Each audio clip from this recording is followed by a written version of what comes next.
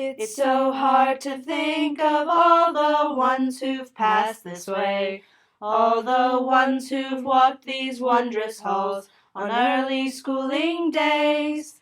But there's one thing we have in common, yes, one thing we know, that we've all received the best of life here at Snowden. Snowden School is 110 years old, so it's seen a lot of Memphis's history. One of the things Snowden has been witness to is the desegregation of the city schools. Snowden's integration experience has been an interesting one, and also one that stands out in stark contrast to the efforts of other schools to break through the barriers that separate the Memphis community by color. My family has been attending Snowden for 5 generations. My great-great-grandfather, Godfrey Nance, attended Snowden in 1919, back when it was a fairly new school. My great-grandmother, June Nance, and my great-grandfather, Johnny Martin, were students at Snowden in 1949. My grandmother, June Martin Scudder, was a 9th grader at Snowden in 1968. My mom, Elaine Walters, started going to Snowden in 1988.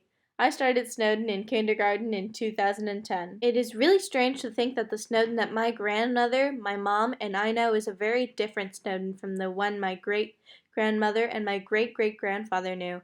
Theirs was a Snowden before integration, before breaking through.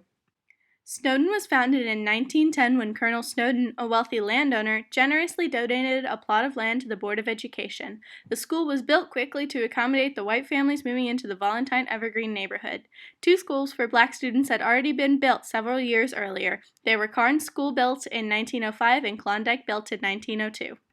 In 1896, the Supreme Court had ruled that racially segregated public facilities were legal. This separate but equal doctrine of Plessy v. Ferguson would govern schools and other public facilities for the next 6 decades. It was not until Oliver Brown filed a class action lawsuit in 1954 against the Topeka, Kansas Board of Education so that his daughter, Linda Brown, could attend Topeka's all-white elementary schools. Topeka v. Kansas overturned Plessy v. Ferguson, and civil rights advocates hoped it would change everything. Meanwhile, in Memphis, Gerald Young was a small 4th grade student in 1958 whose mom tried to enroll him in Valentine Elementary, an all-white school in Memphis. He was refused entry even though the Supreme Court had ruled 4 years earlier that separate schools were inherently unequal.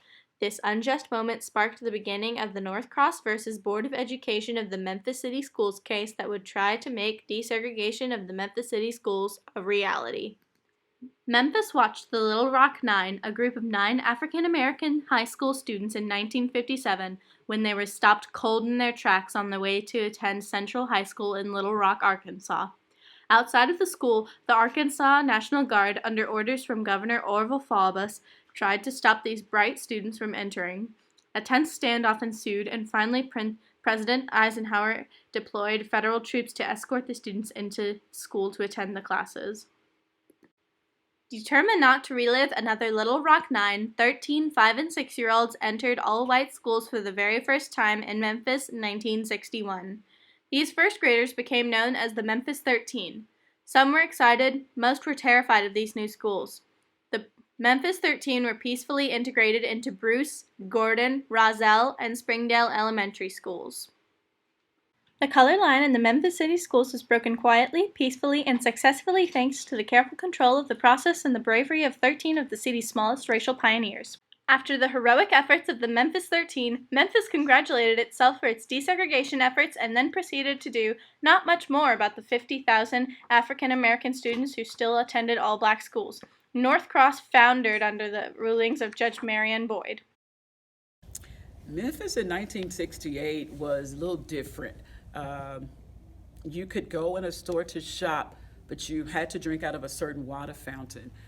You could go to the zoo only one day a week. African American people couldn't go to the zoo every day. So it was a little different. I remember the sanitation workers coming down the street, and I remember the sanitation workers going on strike and not picking up the garbage. And then I remember hearing this name, Dr. Martin Luther King Jr., he's coming to Memphis to help. Around the time of the Martin Luther King assassination in 1968, the city returned its attention to the desegregation of its city schools in earnest. This was an increasingly divisive time, pitting impatient activists against the obstructionist city leadership. By 1970, Memphis had the 10th largest school district in the U.S., educating nearly 200,000 students, 55% of whom were African American. White flight, or the pattern of whites moving out of an area as the percentage of blacks increased, contributed to further segregation of the Memphis schools. Judge Robert McRae ruled on the North Cross litigation, still working its way through the Sixth Circuit. Then came 1971 Swan v. Charlotte-Mecklenburg Board of Education, which gave school boards freedom to bus students to overcome persistent school segregation. Judge McRae settled on Plan A, which called for the busing of 13,789 students. Entered the Citizens Against Busing, or CAB, a group comprised of white parents who opposed busing implementation in Memphis. Plan A was delayed for the first semester of the 1972-73 school year, but McRae ordered Plan A to go forward in the second semester. The buses rolled out on January 23, 1973. Plan C was the next phase. It intensified efforts to desegregate schools, and white flight continued to destabilize desegregation efforts in neighborhoods. While other schools struggled against Plans A and Z, Snowden evolved. The neighborhood had already begun to integrate. All it took was this little push, and the day went smoothly. On January 23, 1973, Snowden traded 412 of their students for 408 of Valentine Elementary students.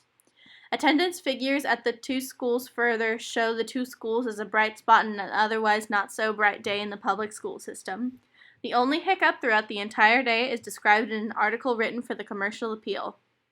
Kirk Warren's math book was smushed on the way to Valentine.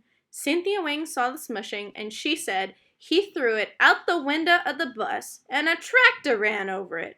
No, not a truck, a tractor, like you see on farms. Other than that tongue-in-cheek tragic accident, the whole day went well. One reason Snowden weathered the storm of Plans A and Z that buffeted other communities is through the efforts of the Valentine Evergreen Community Action Association, aka VECA, established in 1970 in an effort to stay white flight in the Midtown area. Margaret Ditchell, the then VECA chairman, describes VECA's efforts. We worked very hard. It helped to have good communication with the principals. I think a major reason it went well is because there are a lot of people living in this area who aren't afraid of integration. One beloved Snowden teacher, Earlene Duncan, describes how even the teachers were moved from school to bring balance and racial parity to the schools. I must say that the principal made us very comfortable. He knew the situation because we had a lot of upheaval because some white teachers had been sent to black schools and some black teachers had been sent to white schools. I can tell you something now that I didn't know then. I can tell you that they took some of the best black teachers and sent them to the white schools. In the fall of 1968, right after the assassination of Martin Luther King Jr., the same year my grandmother was a 9th grader at Snowden, the Reverend Dr. Althea Green enrolled at Snowden as a 7th grader. This community is full of history and very positive history. And I'm sure my story is just one of many stories that you've heard about or that you will hear about. I was very sad when my mother informed me that I was coming to Snowden. But once I got here, it was the best thing that could have happened to me. Dr. Green returned to Snowden as a teacher and now serves on the Shelby County School Board. Great things happen here because of the diversity of our families and our students and even our staff. I tell people when they ask me about Snowden, my favorite thing is that it represents all of Memphis. You can find people from every neighborhood here in Snowden, and it's represented, and although they're very different culturally, they all come together and form the great overall culture that makes up Snowden. It has been 100 years since my great-great-grandfather attended Snowden. The school has changed in some ways, and also stayed the same. Thanks to the help of racial pioneers like Althea Green and Earlene Duncan, and the support of neighborhood organizations like VECA, the color barrier was broken and Snowden thrives. Snowden is a place where great things happen. All the joys that we've shared, All the learning, all the learning and the care, all the laughs, and the tears, through the many years, here at Snowden.